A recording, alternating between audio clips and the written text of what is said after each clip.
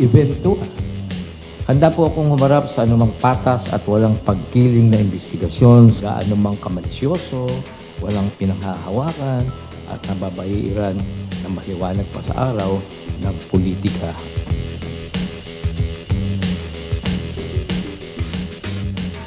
Today on Rappler. Telenobelang testimonya sa Senado na napakasama ng pagkakasulat.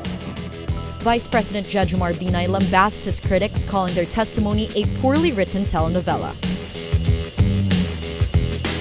Senator Miriam Santiago says she is recovering from lung cancer and might run for president.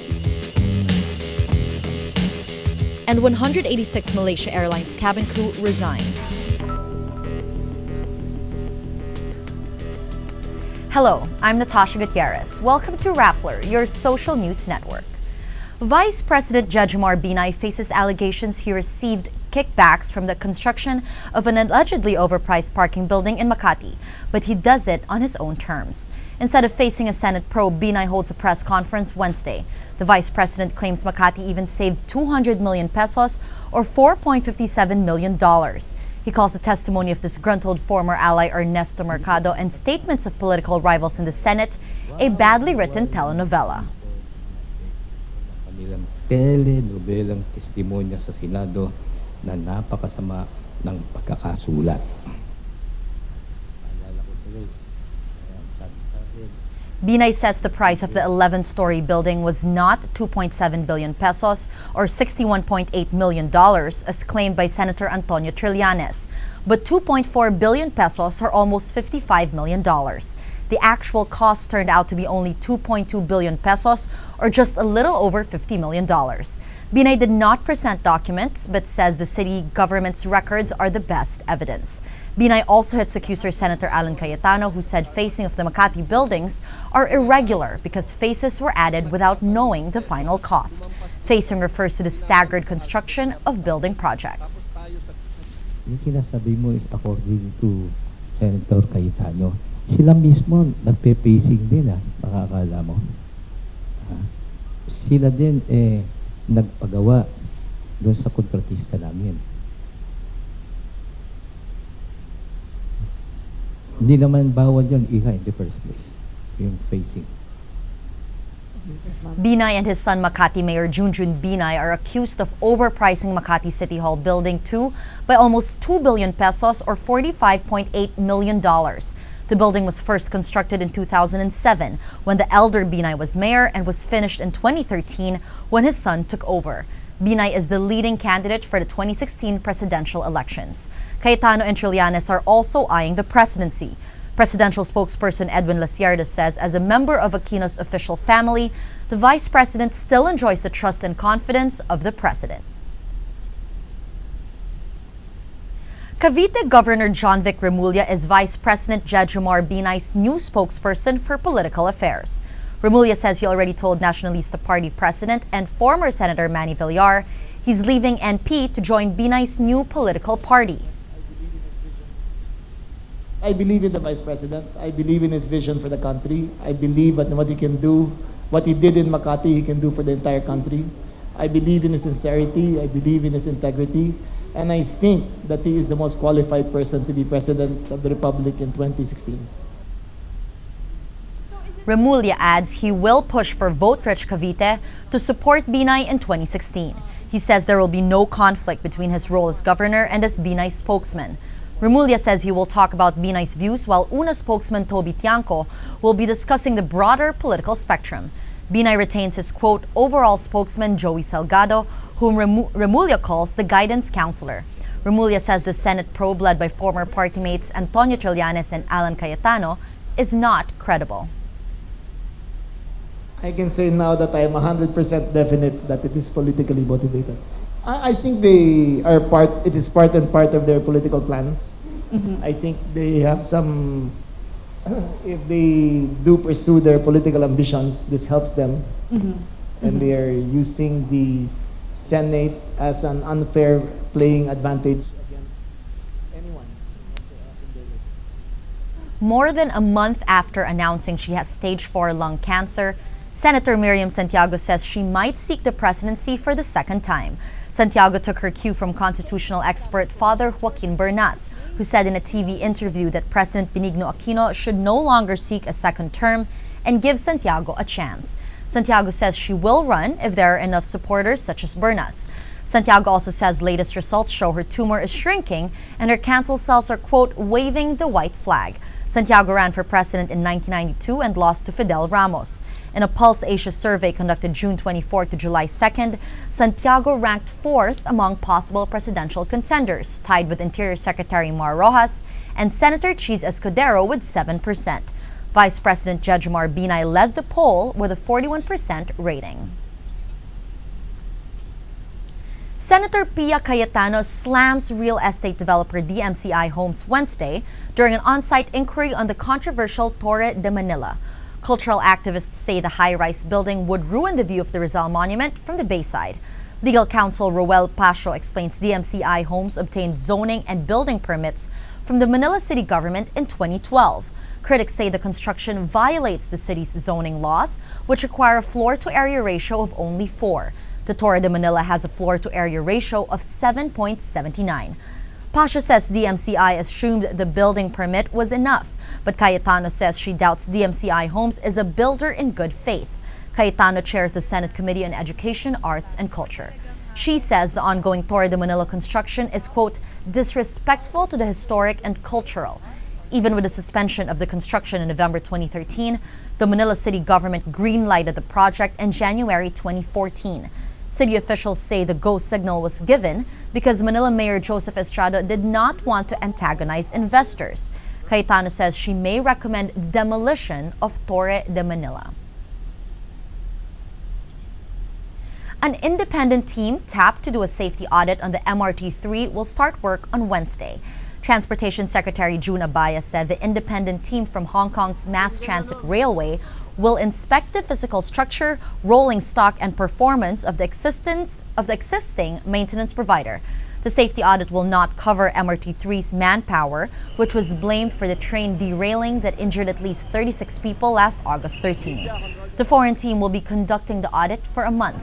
The safety audit stalled under former General Manager Alvi Tangcol, who did not approve the proposed audit. Major problems plagued the MRT for the past month. On August 13, an MRT-3 train bulldozed through the Taft Station's safety barriers. On August 15, a power supply problem stalled train operations. On August 23, MRT-3 suspended operations due to a breakdown of its radio communication system. On August 27, it was forced to revert to partial operations due to a flooding problem between 2 train stations. Abaya says the government is spending 836.5 million pesos or $19.12 million for the upgrade of the MRT-3, including rails and some trains.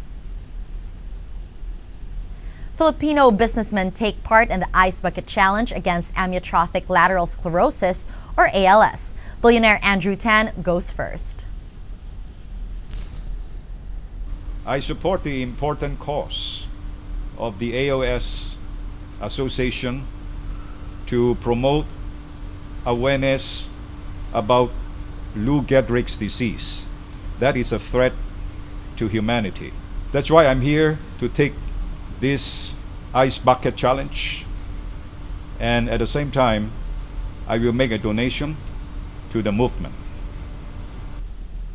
The ALS Ice Bucket Challenge requires participants to pour ice-cold water on their heads, pledge to donate to the ALS Association, and challenge someone else, all recorded on video. Tan challenged 3 personalities from the business community: Manolito Tayag, country head of Accenture Philippines, Dr. Stephen DeCray of the Asian Institute of Management, and Kenneth Yang of McDonald's Philippines. DeCray accepted Tan's challenge, and so did Yang, with Ronald McDonald pouring ice water on him. After several truce attempts, Gaza celebrates as Israel and Palestine enter a long-term ceasefire Tuesday, ending 50 days of violence. The agreement brokered by Egypt calls for the end of violence in Gaza, which claimed thousands of lives. The Palestinians call it a permanent truce, while an Israeli official describes it as unconditional and unlimited in time. UN Secretary General Ban Ki-moon says he hopes the ceasefire will set the stage for a final Israeli-Palestinian peace deal. Thousands took to the streets of Gaza in celebration with chants, cheers, and claps. Negotiators say the truce will allow food, medical supplies, and materials for infrastructure repair to enter Gaza. Both sides also promised to discuss the exchange of Palestinian prisoners and the bodies of Israeli soldiers killed in conflict. Tragedy-stricken Malaysia Airlines says 186 cabin crew has resigned out of fear for their safety. Malaysia's flag carrier took the spotlight in the past 6 months when flight MH370 disappeared on March 8 and flight MH17 was shot down over Ukraine on July 17. The airline says 186 crew left in the first 7 months of 2014, many citing family pressure due to the tragedies. An employee says some are now afraid to fly. A report from Malaysian Daily says crew shortages force staff to work up to 12 hours a day. At least 27 crew members died in the ill-fated flights. The carrier says it continues to provide emotional and psychological support to its staff. Let's now look at Rappler's Wrap for today, a list of the 10 most important events around the world you shouldn't miss. At number 7, the World Health Organization, or WHO, urged governments to ban the sale of e-cigarettes to minors, saying it poses a serious threat to fetuses and young people. Manufacturers claim e-cigarettes are safe and can help smokers quit tobacco cigarettes. E-cigarettes heat flavored nicotine liquid into vapor that is inhaled, but the WHO says there's evidence e-cigarette aerosol is not merely vapor. WHO also recommends the ban of e-cigarettes from public indoor spaces. At number 8, water-starved South Asian nations devised their own answer to the Ice Bucket Challenge, which is taking the social media world by storm. In India, an advocate launched #RiceBucketChallenge, a campaign to donate a bucket or bowl of rice, saying it helps the needy and doesn't waste water. In Nepal, #FillTheBucket Challenge fills buckets with food and medical supplies to help displaced families. At least 250 people died and over 14,000 families are displaced in Nepal after monsoon rains triggered landslides and flooding in early August. And at number 10, Rappler Profiles presents model and advocate GEENA ROCERO struggles and triumphs as a transgender woman. For the past decade, ROCERO kept her secret as she lived her dream of becoming a fashion model in New York City. When she turned 30, she found the courage to break free from the fear and help others like her. For the full top 10, visit Rappler.com's The Wrap. Instagram announces new app Hyperlapse that lets users make their own time-lapse video.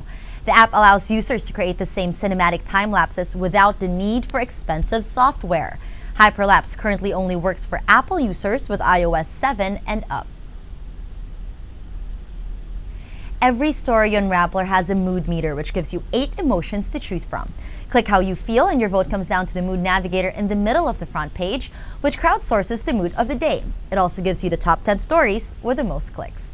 Let's check out today's mood navigator. A look at the mood navigator shows only 3 different colors today.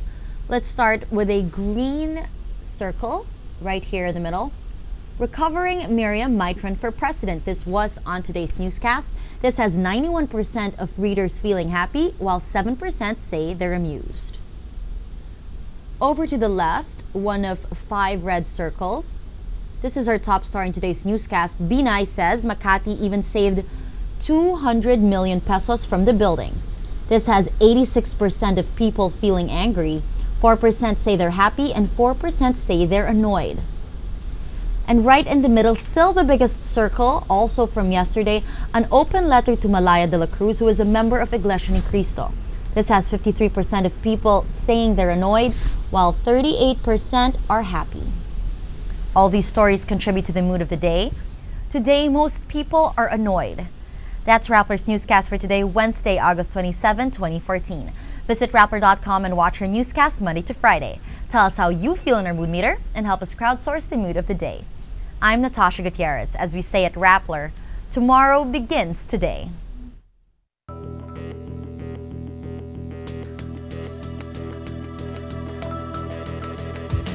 Wow, big event to.